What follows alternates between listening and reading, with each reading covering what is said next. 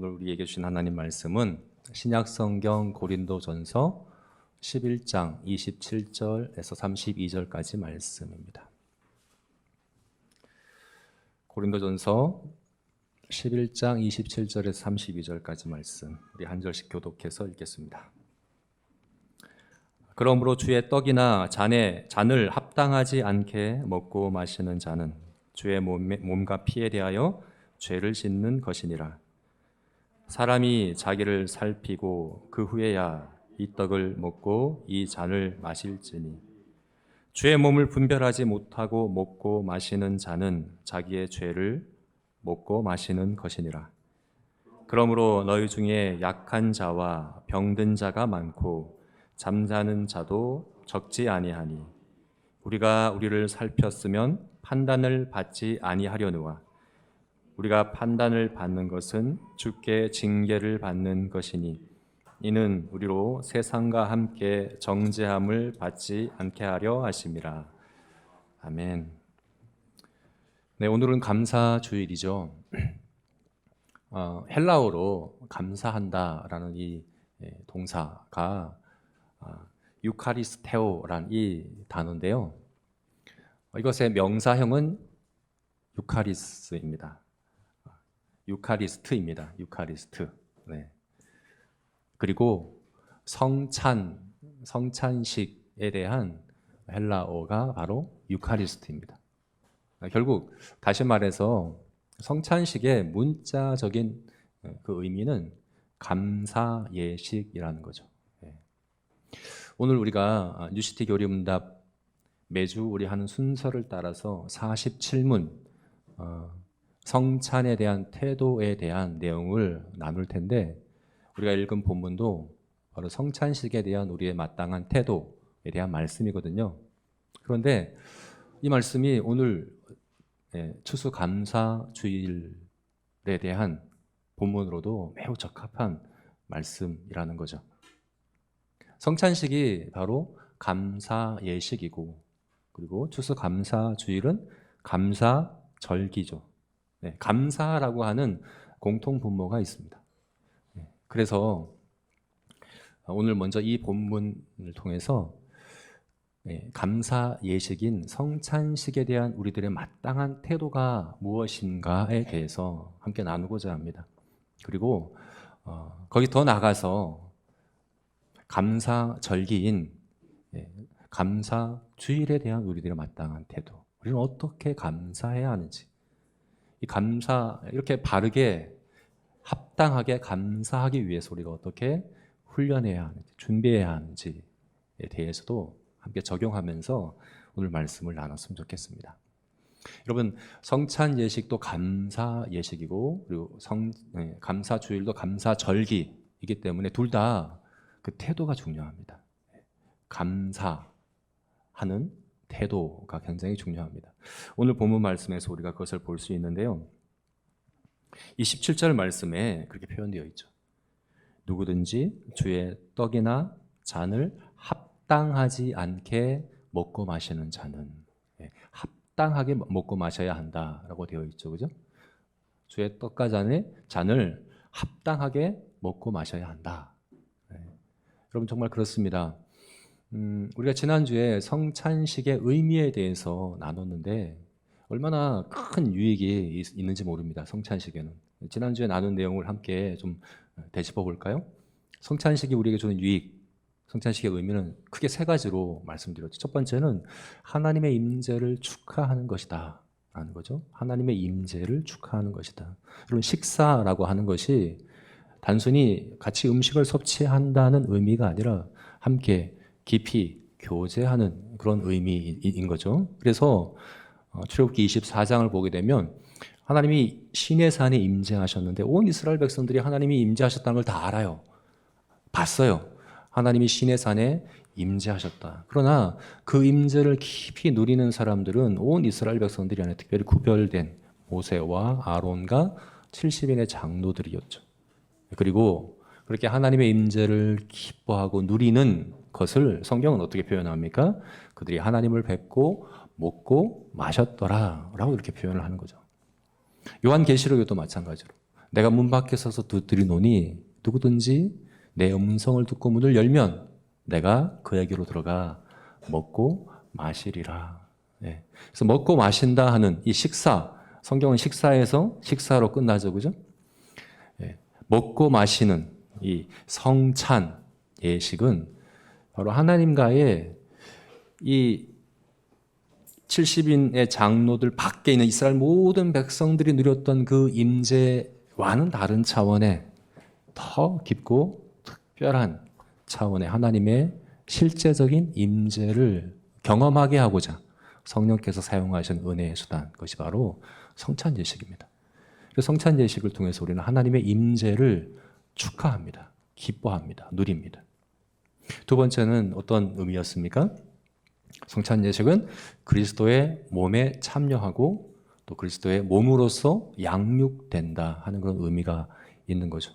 제가 지난주에 이것을 설명하면서 그리스도의 몸이 성경에 그리스도의 몸 그러면 세 가지 의미거든요. 세 가지 개념으로 우리가 이해를 해야 하는데 그래서 세 가지다라고 제가 말씀드리고 첫째, 둘째까지는 말씀드리고 셋째를 명확하게 셋째라고 언급하지 않아서 그것에 대해서 질문하는 분들이 여러 분 계셨습니다. 그래서 제가 오늘 명확하게 다시 말씀드렸으면 좋겠습니다. 그리스도의 몸 그러면 성경에서 세 가지 의미입니다. 첫 번째는 정말 예수님의 몸이죠. 예수님의 그 정말 육체, 그 육체, 예수님의 그 몸은 어디 있습니까? 하나님 보좌 우편에 앉아 계시죠. 부활하시고 승천하셨죠. 그죠? 영화로운 몸을 입고 승천하셔서 모든 원수가 발등상 되게 하기까지 하나님 보좌 우편에 지금 계십니다. 그래서 그리스도의 몸은 하나님 보좌 우편에 계신 실제 예수님의 육체, 예수님의 몸, 그것을 의미합니다. 두 번째는 우리들이죠. 교회는 그리스도의 몸이죠. 그리고 그리스도는 교회의 머리시죠. 그래서 우리가 바로 그리스도의 몸입니다. 신학자들은 이것을 그리스도의 신비적 몸이다라고 이렇게 표현을 합니다. 예수님의 하늘 보좌에 앉아 계신 실제 몸과 구별하기 위해서 그리스도의 신비적 몸, 그게 바로 우리들이다라고 얘기하는 거죠. 그런데 하나가 더 있죠. 예수님의 몸 하나 더 있습니다. 뭡니까? 성찬 예식에서 우리가 나누는 떡과 포도주. 이게 세 번째인데 이것을 가리켜서 그리스도의 성례전적 몸이다라고 얘기하는 거죠. 성례전적인 몸이다. 그래서 우리가 신비적인 그리스도의 몸인 우리가 정말 그리스도의 몸으로서 자라가고 세워지기 위해서 우리는 그리스도의 몸을 먹어야 합니다. 그리스도의 실제 육체, 실제적인 예수님의 그 몸을 만나고 연합하고 그리고 생명의 떡이신 그 몸으로부터 영양을 공급받아. 몸은 먹어야 되잖아요. 그죠? 몸은 먹어야 자랍니다. 그래서 우리는 성례전적인 그리스도의 몸을 먹음으로 보좌에 계신 그리스도의 육체, 실제적인 몸을 만나고 연합하고 그 생명의 떡을 먹음으로 양육되는 것입니다. 네. 실제로 이 카톨릭에서 이야기하는 것처럼 우리가 나누는 떡과 잔이 실제 예수님의 피와 살로 변하는 것 아닙니다. 혹은 루터교에서 이야기하는 것처럼 예수님의 실제 육체적인 몸이 떡과 잔에 함께 있는 것이 아닙니다. 오히려 성령께서는 우리 영혼을 보좌로 올리셔서 성찬 예식 가운데 올리셔서 실제 예수 그리스도의 몸을 경험하게 하고 만나게 하고 연합하게 하는 그런 은혜의 수단, 그것이 바로 이 성찬 예식이라는 거죠. 그래서 성찬식의 두 번째 의미는 바로 그리스도의 몸에 참여하고 양육되는 것이다 하는 것이었죠. 세 번째는 무엇이었습니까? 세 번째는 마지막 잔치를 고대하는 것이다 라고 나누었습니다. 여러분, 온 이 세상의 마지막 결말은 식사죠. 잔치죠. 그죠? 새하늘과 새 땅이 임하는 것을 성경은 어린 양의 혼인 잔치로 표현합니다.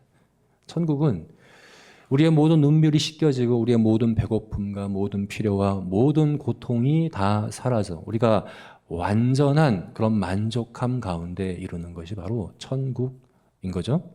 그것이 바로 마지막 잔치입니다. 우리는 그 마지막 잔치를 고대하는 사람들입니다. 예. 지금 이 땅에서는 썩어짐의 종로로 타는 이 세상에 우리가 살아가고 있고 우리 몸도 그런 썩어짐의 종로로 타는 피조물 가운데 일부이기 때문에 어쩔 수 없이 그런 배고픔과 또 여러 가지 고통과 눈물이 있을 수밖에 없죠. 그러나 우리에게는 이 모든 것들이 사라지고 완전한 만족과 완전한 생명을 영원토록 누리게 되리라는 약속을 분명히 우리는 가지고 있는 사람들입니다. 그래서 고대하는 사람들입니다. 근데 그것을 약속으로만이 아니라 보증으로서 보증금을 우리에게 주신 거죠. 첫 열매를 주신 거죠. 그냥 막연한 기대와 약속이 아니라 정말 우리 눈앞에 와 있는 지금도 우리가 얼마든지 맛볼 수 있는 그런 약속으로 우리에게 주셔서 고대하게 하시는 거죠. 그게 바로 성찬식의 의미다라는 겁니다. 얼마나 유익됩니까? 그죠? 성찬식이 얼마나 귀한 겁니까? 그래서 그러면 최대한 많은 사람들이 성찬식에 참여하면 좋은 것 아니냐 이렇게 생각할 수 있습니다. 성찬식에 우리 교단은 세례받은 장년 성도들만 참여할 수 있도록 제한하고 있죠. 그죠? 왜 제한하느냐? 누구나 다 참여할 수 있게 하지. 누구나 믿는 사람이라고 하는 스스로 믿음이 있다라고 여기는 사람은 누구나 성찬식에 참여할 수 있도록 해야 하는 것 아니냐 이렇게 생각할 수 있습니다. 실제로 감리교단에서는 2015년에 그렇게 공식적으로 그렇게 결정했습니다. 세례를 받지 않은 성도라도 믿음이 있다면 스스로 믿는다라는 그 믿음이 있다면 누구든지 얼마든지 성찬식에 참여할 수 있다라고 공식적으로 결정을 내렸습니다. 또 같은 장로 교단 중에서도 통합측 교단은 작년에 성찬 예식에 장년 성도들만이 아니라 어린이들도 유아 세례를 받았다면 성찬 예식에 참여할 수 있다라고 그렇게 공식적으로 교단에서 결정을 내렸습니다. 성찬 예식에 많은 사람들이 참여할 수 있도록 그렇게 제한을 푼 거죠. 그죠? 이것을 열린 성찬이라고 이야기하는데 우리는 그에 비해서 굉장히 닫혀 있는 제한적인 그런 성찬식을 합니다. 사실 성경에는 이것에 대해서 구체적으로 명확하게 말씀하고 있지는 않아요. 세례받은 장년 성도들만 성찬식에 참여해야 한다라고 명확하게 말씀하고 있지 않습니다. 그래서 저는 감리교단에서 결정한 것이나 혹은 통합교단에서 결정한 것이 뭐 잘못되었다 혹은 성경적인 근거가 없다 이렇게 이야기하는 것은 옳지 않다고 생각합니다.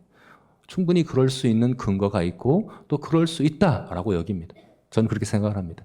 그래서 우리 제사교회도 과거에 성찬 예식을 할 때 특별히 수련회를 가서나 혹은 연말 송구 영신 예배를 드리는 그 특별한 의미가 있는 성찬식에는 아이들도 같이 참여해서 성찬 예식을 했었습니다. 그래서 이것은 옳다 그르다의 문제라고 보기는 어렵습니다. 그러나 우리 교단에서는 세례받은 장년 성도들만 참여하도록 제한합니다. 저는 그것이 바람직하다라고 여깁니다. 그것이 바람직합니다. 왜 바람직할까요? 성찬식이 그렇게 좋은데 그렇게 큰 유익이 있는데 왜 제한을 하는 게 바람직하냐? 바로 오늘 우리가 본 말씀에서 성찬식은 유익만 있는 게 아닙니다. 합당하게 행하지 않을 때는 화가 됩니다. 오히려 심판을 받게 된다. 하나님이 적극적으로 징계하신다라고 말씀하고 있기 때문에 그런 거죠. 여러분 여기서 합당하게 행한다라는 것은 그 인격에 대한 게 아닙니다. 어떤 분들은 그렇게 오해하는 경우가 있어요. 성찬 예식을 행하다 보면 집례자들이 그렇게 말하죠. 혹시나 세례 받은 성도들 중에서도 양심의 거리낌이 있는 분들은 떡과 잔을 받지 않으셔도 좋습니다 라고 이야기하면 그렇게 생각을 하는 거예요. 나는 자격이 안 되지. 나는 성찬 예식을 받을 만큼 충분히 경건하게 의롭게 살지 못했지. 나는 그렇게 충분하게 선한 사람이 아니지. 그래, 나는 성찬 예식을 받을 자격이 안 돼. 이렇게 오해하는 분들이 있어요. 여러분, 그러나 이것은 여기서 합당하다 하는 것은 성찬 예식을 받기 합당한 인격을 가졌다, 그런 의미가 절대 아닙니다. 여러분, 성찬 예식을 받기 합당한 인격을 가진 사람은 세상에 없습니다. 그런 자격을 갖춘 사람 아무도 없습니다. 오늘 우리가 이제 보려고 하는 유시디 교리문답 47문이 그걸 분명히 이야기하고 있죠. 함께 읽어볼까요? 우리 47문 함께 읽어보겠습니다. 유시디 교리문답 47문입니다. 성찬은 그리스도의 구속 사역에 무언가를 더하는 것입니까? 그렇지 않습니다. 그리스도는 단번에 죽으셨습니다. 여러분, 성찬에 무언가를 더한다는 것은 성찬에 대한 합당한 태도가 아닌 거죠. 만약에 내가 성찬을 받을 자격이 나에게 있다, 혹은 나에게 자격이 없다라고 이야기하는 것은 그리스도께서 우리를 위하여 죽으시고 부활하신 그리스도의 구속이, 그 단번에 죽으신 구속이 완전한 우리가 하나님께 나아가기 위한 조건이 아니다. 거기에 내가 뭔가를 더해야 된다. 내 인격이 더해져야 되고, 내 공로가 더해져야 되고, 내가 나의 경건과 나의 의로움이 더해져야 된다라고 생각하는 것과 같은 것이죠. 여러분, 절대 그런 거 아닙니다. 우리들 가운데 누구도 성찬식을 받아 마땅한 사람은 없습니다. 성찬식에 합당한 인격을, 그런 경건을 가진 사람은 아무도 없습니다. 그래서 여기서 합당하다 하는 것은 인격에 대한 게 아니라 태도에 대한 겁니다. 태도에 대한 거. 성찬식을 받은, 성찬식에 대한 합당한 태도가 있느냐, 태도를 가졌느냐 하는 것에 대한 것입니다. 그런데 이것이 얼마나 중요한가. 성찬식에 합당한 태도를 갖고 참여하지 않으면 어떻게 되는가? 27절 말씀에 뭐라고 얘기합니까? 죄를 먹고 마시는 것과 같다는 거죠. 합당하지 않게 먹고 마시는 자는 주의 몸과 피에 대하여 죄를 짓는 것과 같다. 이것은 여러분, 성찬의 유익을 누리지 못하는 차원이 아니에요. 성찬에 합당하게 참여하면 그 유익을 다 누리지만 합당하지 않을 때는 그 유익을 누리지 못하는 정도가 아니라 오히려 해로움을 입는다는 거예요. 29절 말씀이 보다 정확하게 말씀하고 있죠. 29절 말씀 우리 다시 한번 읽어볼까요? 29절 읽겠습니다. 주의 몸을 분별하지 못하고 먹고 마시는 자는 자기의 죄를 먹고 마시는 것이니. 여러분, 자기의 죄를 먹고 마시는 것이니라. 근데 여러분, 근데 이 개역개정의 번역은 정확한 번역은 아닌 것 같아요. 이 다른 한글 성경을 제가 다 찾아봤는데 공동번역, 새번역 성경, 우리말 성경, 바른 성경, 쉬운 성경 다 이 부분을 어떻게 번역했냐면 자기의 심판을 먹고 마시는 것이니라 이렇게 번역을 했어요. 사실은 여기서 죄라는 이 말은 심판을 의미하는 것입니다. 심판을 먹고 마신다는 겁니다. 성찬을 합당하지 않게 먹고 마시면 심판을 자초한다는 겁니다. 하나님으로부터 심판을 자초한다는 겁니다. 그 심판이 뭐냐? 아주 구체적으로 30절 말씀에 이야기해 주고 있습니다. 30절 말씀도 읽어볼까요? 읽겠습니다. 그러므로 너희 중에 약한 자와 병든 자가 많고 잠든 자도 적지 아니하니. 여러분, 약하다 하는 것은 우리 영혼의 영적 침체, 우리 영적인 쇠약함을 이야기하는 겁니다. 영적으로 침체되고 쇠약해지는 그런 심판을 받게 되고, 병든다는 것은 우리 육체적인 질병을 이야기하는 겁니다. 몸에 질병을 얻게 되고, 또 잠잔다 하는 것은 죽음을 이야기하는 겁니다. 우리 몸의 죽음을 이야기하는 겁니다. 여러분, 성찬에 합당하지 않게 주의 잔을 먹고 마신 사람에 대하여 하나님이 심판하시는데, 어떻게 심판하신다고요? 영적인 침체와 쇠약함에 빠지게 하고, 그리고 육체적인 질병을 얻게 하고, 더 나아가서 목숨을 잃게도 하시는 하나님의 직접적인 심판이 이 성찬 예식에 주어진다.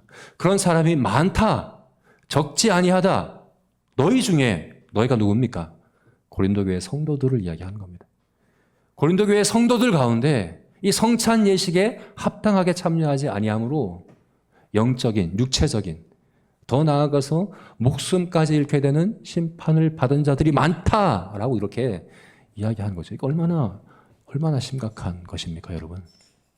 물론 이것은 여러분 정죄는 아닙니다. 정죄와는 구별됩니다. 우리 32절 말씀에 그렇게 나와 있죠. 우리가 판단받는 것은 주께 징계를 받는 것이니. 여러분, 우리가 받는 이 심판은 만약에 이 성찬 예식에 바르게 참여하지 않으므로 성도가 심판받는다면 그 심판은 징계입니다. 궁극적인 영원한 심판이 아니라 징계라는 겁니다. 사실 이것은 세상과 함께 정죄받지 않으려고, 영원한 심판에 이르지 않게 하려고 하나님이 징계하시는 것이죠. 여러분, 이 징계는 그래서 하나님의 사랑 가운데 우리에게 베푸시는 은혜라고 볼 수 있는 거죠. 부모가 자녀가 잘못된 길로 갈 때에 그냥 모른 채 하고 못 본 채 하지 않고 훈계하고 가르치고 바로 잡으려고 하죠. 그죠? 그건 사랑으로 하는 것입니다. 마찬가지로 징계가 없으면 사생자와 같다. 하나님이 사랑 가운데 하나님의 택한 백성 성도들은 징계하셔서 영원한 심판에 이르지 않도록 하시는 거죠. 그런데 여러분, 성찬 예식에 하나님이 그렇게 직접적으로 징계하신다라고 말씀하고 있는 거죠. 여러분, 그러나 오해하지 말아야 하는 것은 모든 질병과 모든 죽음과 우리가 당하는 어떤 문제와 사고와 고난이 다 하나님의 징계라고 여기시면 안 됩니다. 나에게 어떤 문제가 있을 때, 내가 병에 걸리고 내가 어떤 괴로운 일을 만날 때, 내가 또 하나님한테 뭐 잘못했나? 하나님이 또 나한테 벌 주시나? 내가 또 무슨 죄를 지었지? 이렇게 늘 생각하는 것은 바람직한 태도는 아니에요. 모든 우리 고통과 모든 그런 질병이다, 하나님의 심판이다, 하나님의 징계다, 이렇게 여기는 것은 바람직한 하나님의 자녀의 태도가 아닙니다. 우리 요한복음 9장 말씀을 보게 되면 제자들이 예수님께 그렇게 질문했죠. 나면서부터 맹인된 사람이 있었습니다. 예수님께 제자들이 물어봅니다. 이 사람이 나면서부터 맹인인 것은, 맹인으로 태어난 거잖아요. 누구 죄 때문입니까? 그 부모의 죄 때문입니까?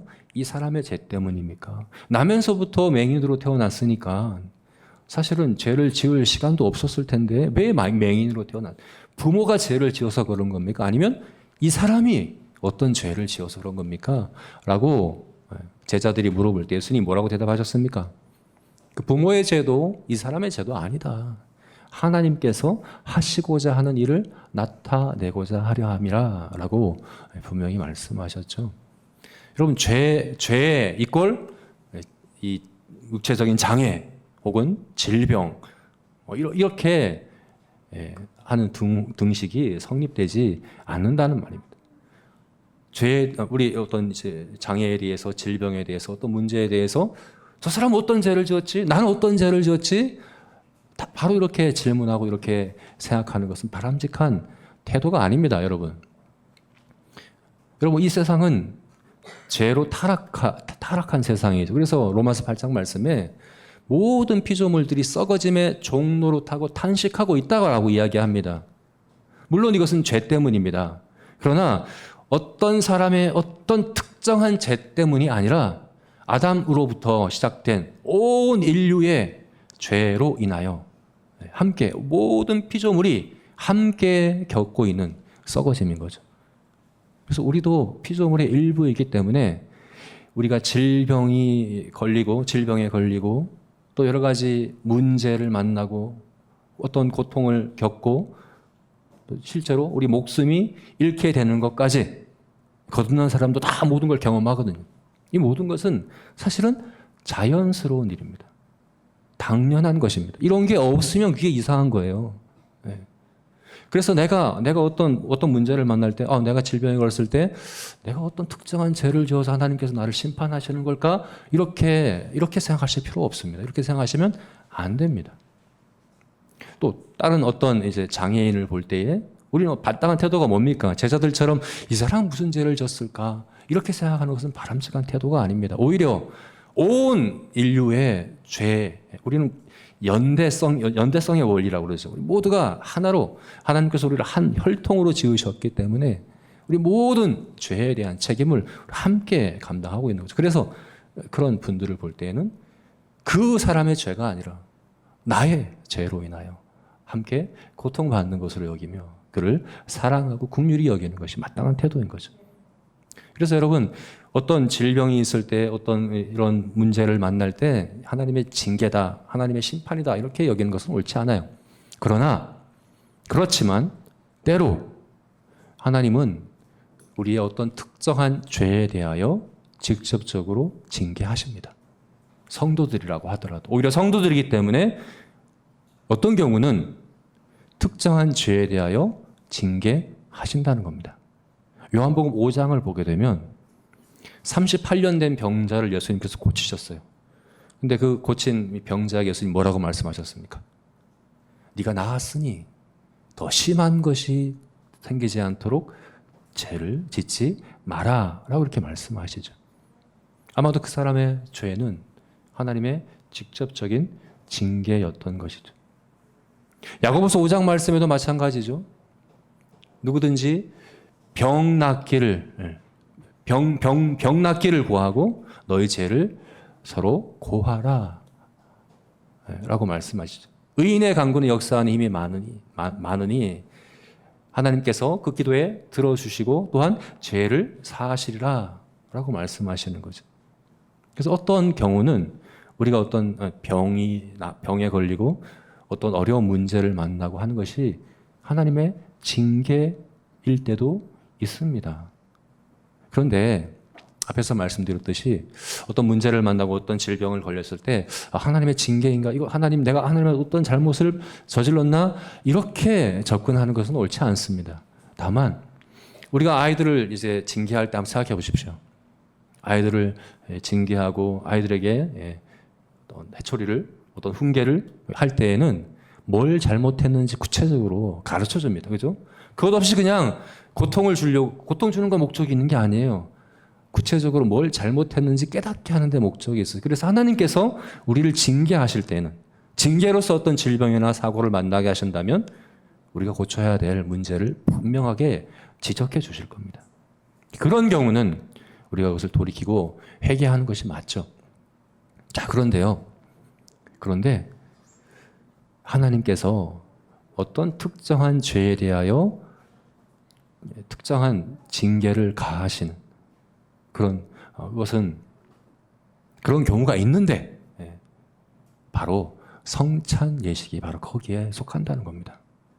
여러분, 이것이 얼마나 중요하다는 겁니까? 얼마나 심각한 문제라는 겁니까? 우리가 아이들의 문제, 잘못들을 볼 때마다 늘 혼내고 늘 징계하진 않아요. 그죠? 그러나 정말 이것은 징계해야 되겠다. 이것은 그냥 넘어가면 안 되겠다라고 하는 것에는 부모가 징계합니다. 그죠? 그냥 넘어가지 않습니다. 이건 심각하다. 이것은 바로 잡아야 되는 너무나도 중요한 문제다 하는 것에 대해서는 징계하는 것이 부모의 마땅한 모습이죠. 그죠? 하나님도 우리에게, 성도에게 적극적으로, 직접적으로 징계하셔야 되는 심각한 문제들이 있는데 그 중에 하나가 바로 성찬 예식에 합당하지 않게 참여하는 것이다 하는 겁니다. 이것이 얼마나 심각하고 중요한 문제인가 하는 것을 우리가 보게 됩니다. 그래서 여러분, 성찬 예식은 참여하는 것도 중요하지만 합당하게 참여해야 합니다. 바르게 참여해야 합니다. 성찬 예식이 주는 유익이 크지만 오히려 정말 그 유익이 크기 때문에 반대로 합당하지 않게 참여할 때는 화가 주어집니다. 하나님의 징계와 심판이 주어지는 것입니다. 그래서 우리는 성찬 예식을 제한합니다.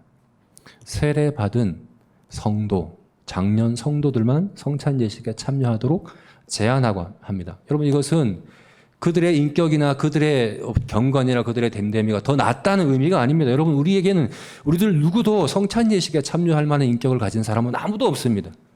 우리 인격이 그렇게 더 낫다, 그래서 제한하고 그렇게 구별하는 거 절대 아닙니다. 성찬 예식에 합당하게 바르게 참여할 수 있는 그런 태도를 점검하고 살필 수 있는 그런 사람들로, 그런 이제 능력이 되는 분들로 구별한 것이죠. 바르게 합당하게 바른 태도로 성찬 예식에 참여할 수 있는 분들이다 하는 것이죠. 세례 받은 장년 성도라는 건 바로 그러한 의미입니다. 그래서 여기서 살핀 후에라고 말씀하고 있는 것이죠. 주의 떡과 잔을 우리를 살펴야 한다. 분별해야 한다. 그죠? 31절 말씀에 우리가 우리를 살폈으면 판단을 받지 아니하려니와 라고 이렇게 말씀하고 있는 거죠. 여기서 합당하게라고 하는 말씀은 자기를 살핀다는 얘기예요. 내가 더 나은 존재라는 게 아니라 성찬 예식에 합당하게 참여하기 위하여 자신을 살피는 것을 의미하는 것이고, 이것은 준비를 의미하기도 합니다. 성찬 예식에 참여하기 위하여 자신을 살피는 준비의 기간을 잘 가질 수 있는 그런 사람들, 그럴 수 있는 사람들로 제안하는 것이 바로 세례받은 장년 성도다 하는 의미인 거죠. 여러분, 그래서 우리 예수교 장로회 합동 교단에서는 그 헌법에 성찬 예식에 대한 예배 모범에 그렇게 분명하게 명시되어 있습니다. 성찬 예식을 하기 전 일주일 전에 반드시 강구해야 합니다. 성찬 예식에 대한 강구가 반드시 있어야 합니다. 왜 그렇습니까? 준비해야 되기 때문에 그렇습니다. 그냥 참여하는 것이 아니라 살핀 후에 참여해야 되기 때문에 그렇습니다. 살핀 후에. 여러분, 나는 세례받은 장년 성도니까 나는 얼마든지 성찬 예식에 참여할 수 있는 자격이 되는 거야. 나는 그냥 참여해도 돼. 그런 거 아닙니다, 여러분. 살펴야 합니다. 그게 바로 합당하게 성찬 예식을 대하는 겁니다. 나를 살펴야 합니다. 나를 분별해야 합니다. 내 마음을 살펴야 합니다. 그래서 오늘 본문에는 구체적으로 나와 있지 않지만 우리가 성경의 다른 본문들을 종합해서 볼 때에 그럼 뭘 살펴야 하느냐? 나의 마음을 어떻게 살펴야 하느냐에 대해서 세 가지로 말씀할 수 있습니다. 세 가지란, 첫 번째는 목마름에 대하여 살펴야 합니다. 두 번째는 기뻐함에 대해서 살펴야 되고, 세 번째는 애통함에 대해서 살펴야 합니다. 나의 목마름, 나의 기뻐함, 나의 애통함이 어떠한가를 살펴야 합니다. 먼저 목마름에 대해서 살펴야 하는 거죠. 여러분, 이사야서 55장 말씀에 오라 너희 목마른 자들아 물로 나오라 돈 없는 자도 오라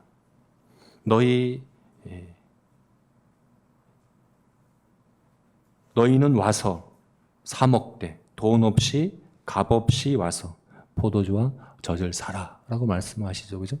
돈 없이 값 없이 와라. 아무 조건 없이 누구든지 와라. 그런데 한 가지 조건이 있습니다. 뭡니까? 너희 목마른 자들아 하는 거죠. 요한복음 7장 말씀에서도 예수님께서 누구든지 목마르거든 내게로 와서 마셔라. 생수의 이 물을, 이 생수를, 생명의 물을 누구든지 와서 마음껏 마셔라. 그러나 한 가지 조건이 있습니다. 뭡니까? 목마르거든. 목마른 자는 라는 조건이 있는 것이죠. 여러분, 하나님의 은혜는 값없이 주어집니다. 조건 없이 주어집니다. 여러분, 은혜라는 말 뜻이 그렇습니다. 은혜는 자격 없는 자에게 값없이 주어지는 선물입니다. 값없이 조건 없이 얼마든지 주어지는 것이 하나님의 은혜입니다. 그러나 하나님의 은혜에는 한 가지 조건이 있습니다. 이것은 그 사람의 조건이 아닙니다. 태도입니다. 태도. 하나님의 은혜를 합당하게 받는 사람은 목마른 사람입니다. 목마른 사람이어야 합니다. 어떤 목마름일까요? 하나님의 은혜에 대한 목마름. 그리스도와의 깊은 교제에 대한 갈망. 하나님의 뜻에 더 순종하고자 하는 선한 우리 마음의 소원. 하나님이 영광 받으시기를 원하는 우리 마음의 열심. 이와 같은 목마름, 이와 같은 열심, 이와 같은 가난한 마음, 이렇게 가란 심령, 그가 바로 하나님의 은혜를 합당하게 받는 사람이라고 할 수 있습니다. 하나님의 은혜는 그렇습니다. 하나님의 은혜는 정말 누린다고 한다면, 그 은혜를 받아 누린다고 한다면 그 사람은 바로 목마른 사람이라는 것이죠. 여러분, 그래서 우리가 하나님의 이 성찬 예식에 참여할 때 그리스도께서 단번에 죽으신 구속의 유익들을 우리가 누리는, 앞에서 말씀드린 그 세 가지 너무나 놀라운 유익들을 누리는 그런 바른 합당한 태도로 성찬 예식에 참여하는 사람은 목마름이 있습니다. 가람이 있습니다. 하나님의 은혜에 대한 깊은 목마름들이 있어야 하는 것입니다. 여러분, 그래서 성찬 예식에 참여하기 위해서는 반드시 점검해 봐야 합니다. 나에게 그런 목마름이 있는가? 나에게 그런 깊은 가람이 있는가?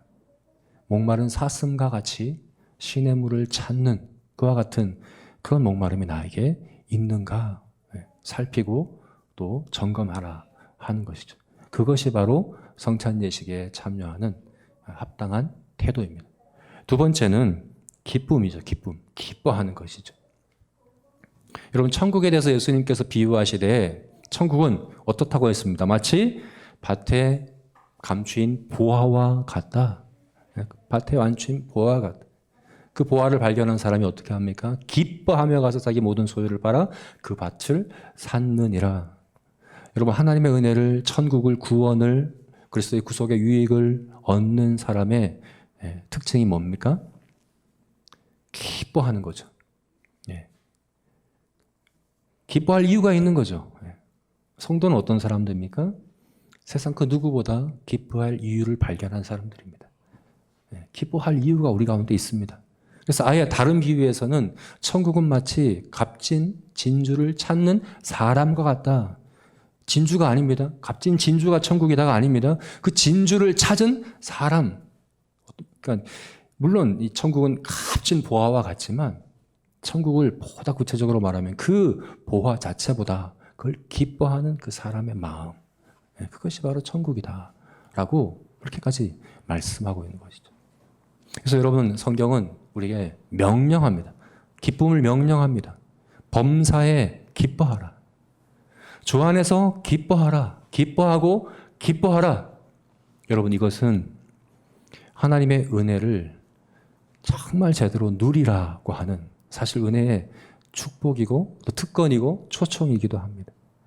여러분, 하나님의 은혜를, 하나님의 구원을, 천국을 정말 발견한 사람은 마음에 기쁨이 있습니다. 이 기쁨이 없다는 것은 사실은 그것을 보화로 알지 못하는 사람입니다. 하나님의 은혜를 은혜로 알지 못하는 것입니다. 하나님의 은혜를 합당하게 받아 누리지 못하는 사람인 것이죠. 그래서 우리는 점검해 봐야 합니다. 나에게는 이와 같은 기쁨이 있는가?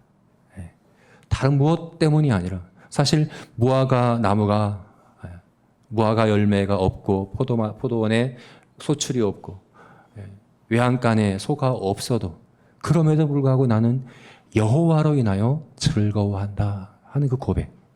그죠? 세상에 그 어떤 것으로 인한 기쁨보다 그것과는 비교할 수 없는 최상의 기쁨, 가장 큰 기쁨, 정말 그 무엇과도 비교할 수 없는 참된 기쁨, 그 기쁨의 이유를 알고 있느냐? 그 기쁨의 이유를 발견했느냐? 그것을 정말 누릴 줄 아느냐? 누리고 있느냐? 라고 이렇게 말씀하시는 거죠. 여러분, 그래서 성찬 예식을 참여하기 위해서는 우리가 이걸 점검해야 됩니다. 나에게 그 기쁨이 있는가? 밭의 보화를 발견한 자의 기쁨이 있는가? 세 번째는 뭘 점검해야 합니까? 애통함에 대해서 점검해야 합니다. 애통함에 대해서. 여러분, 우리는 이 땅에서 완전치가 않죠. 거듭난 우리들이지만 하나님의 은혜를 받아 누리고 있는 우리들이지만 여전히 완전치가 않습니다. 그래서 하나님의 은혜를 정말 제대로 누리지 못하는 것이 사실 우리들의 현실 아닙니까? 그죠? 하나님의 은혜, 하나님 우리에게 은혜를 주시고 풍성이 넘치도록, 차고 넘치도록 부으시는 하나님이시지만 사실 우리는 자주 하나님의 은혜가 부족하다 느끼고 또 하나님의 은혜가 정말 느껴지지 않는, 그죠? 실감나지 않는 그런 경우를 많이 경험하고 있지 않습니까? 그죠? 사실 하나님의 은혜를 우리가 받아 누린다면 우리 안에는 정말 큰 목마름이 일어나고 기쁨이 있어야 되는데 때로는 우리에게 그런 목마름이 없고 또 기쁨이 사라지는 경우도 있지 않습니까? 우리 이 땅에서 완전치 않기 때문에 그렇습니다. 만약에 여러분 음식을 앞에 두고도 식욕이 일어나지 않는다고 한다. 먹지도 않았는데 배는 비어 있는데 입맛이 없어요. 먹고 싶지가 않아요. 기쁘지가 않아요. 이건 병들었다는 증거입니다. 뭔가 문제가 있다는 증거 아니겠습니까? 그래서 목마름과 기뻐함도 있어야 하지만 하나님의 은혜에 대한 바른 합당한 태도는 바로 애통함이 있어야 하는 거죠. 하나님의 은혜를 바르게 합당하게 누리지 못하는 우리들의 누리지 못하게 하는 우리의 영적 허기짐을 막는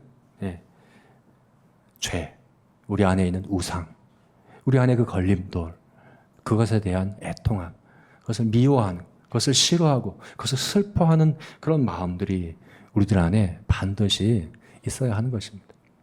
여러분, 그래서 성찬 예식을 준비할 때는 정말 하나님의 은혜에 대하여 목말라하고 기뻐하고 그러하기를 구해야 하지만 또 다른 한편으로는 하나님, 제가 하나님의 은혜에 대하여 합당하게 목말라하고 기뻐해야 하는 그만큼, 그 합당한 만큼 목말라하지 못하고 기뻐하지 못합니다.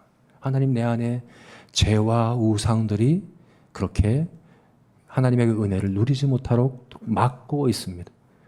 나의 죄를 알게 하시고 깨닫게 하시고 이것을 진정으로 애통해하고 슬퍼할 수 있도록 저에게 은혜를 주옵소서 라고 기도하는 것, 그렇게 살피는 것, 그것이 바로 성찬식에 대한 합당한 태도라는 것을 우리가 기억해야 합니다.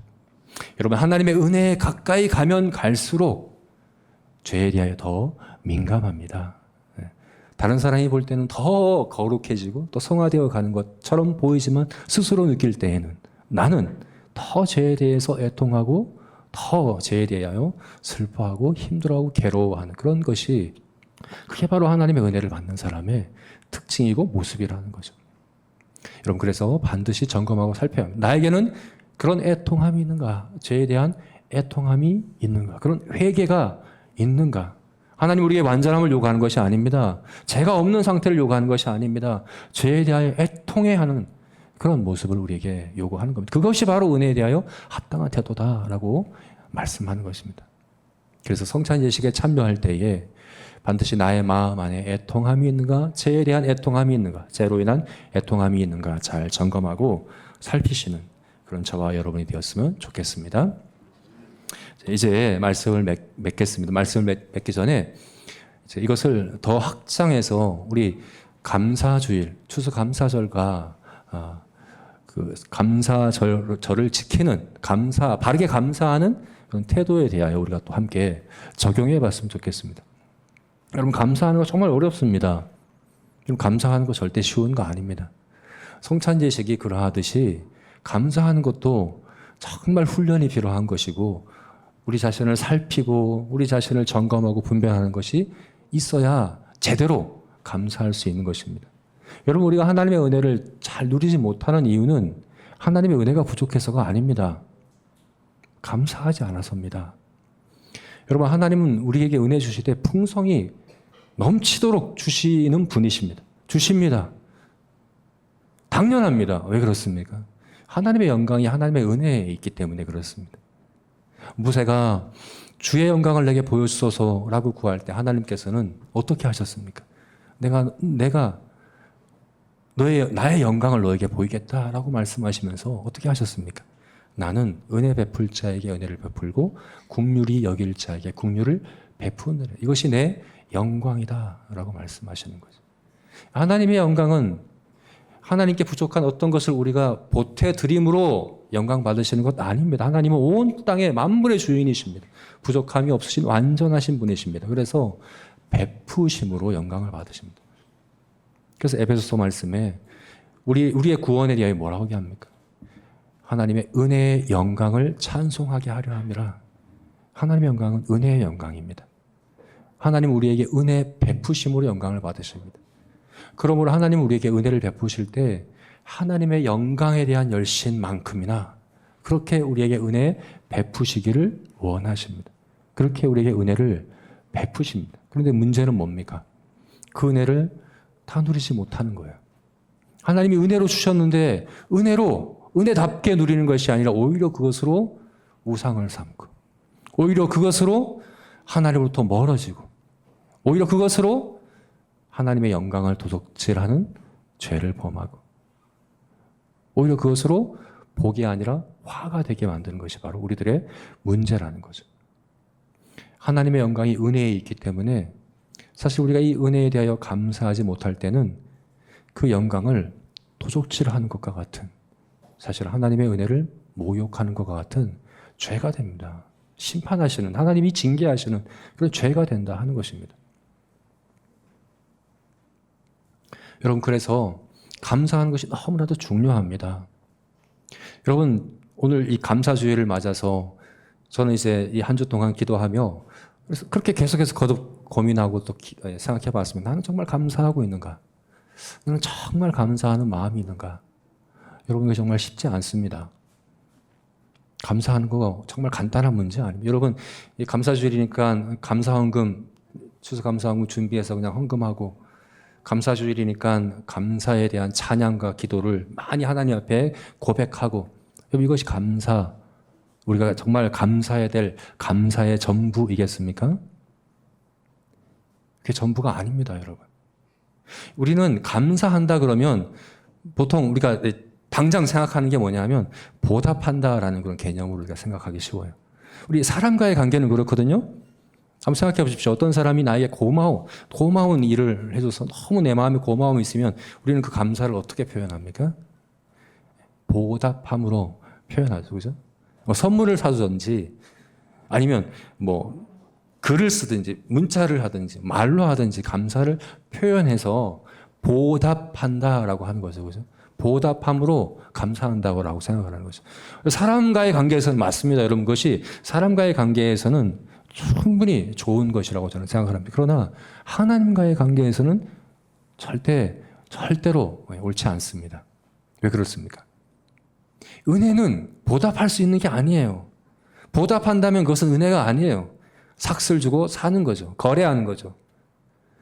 은혜는 조건 없이 자격 없는 자에게 주어지는 선물입니다. 그래서 은혜에 대해 내가 뭐 보답한다고 한다면 그 하나님의 은혜를 은혜로 여기지 않는 태도예요. 여러분, 우리가 감사헌금을 드리고 감사의 고백을 드리고 감사의 찬양을 드리는 것이 하나님의 은혜에 대한 보답으로 여긴다고 한다면 그것은 감사를 정말 잘못 생각하는 겁니다. 그렇게 하는 게 아닙니다. 그럼 어떻게 우리가 하나님께 감사합니까? 헌금도 하지 않고 고백도 하지 않고 기도도 하지 않고 찬양도 하지 않고 그냥 가만히 있으면 되는 겁니까? 값없이 주는 거니까. 그죠? 사실 그냥 가만히 그냥 받기만 하면 그게 오히려 하나님의 은혜를 은혜되게 감사하는 태도입니까? 아닙니다. 여러분, 그것도 더 위험한 거죠. 로마서 말씀에 하나님께서 심판하시는, 하나님이 진노하시는 불의하고 불경건한 사람들의 특징을 감사치도 않는 사람들이라고 이야기하는 거예요. 그건 감사 안 하는 거예요. 가만히 있는 건 감사 안 하는 거예요. 그럼 어떻게 감사해야 합니까? 여러분, 지금 우리가 추수감사절을 지키는데 추수감사절을 지키는 이유는 바로 이 감사하는 훈련을 하기 위해서입니다. 이게 쉽지 않기 때문입니다.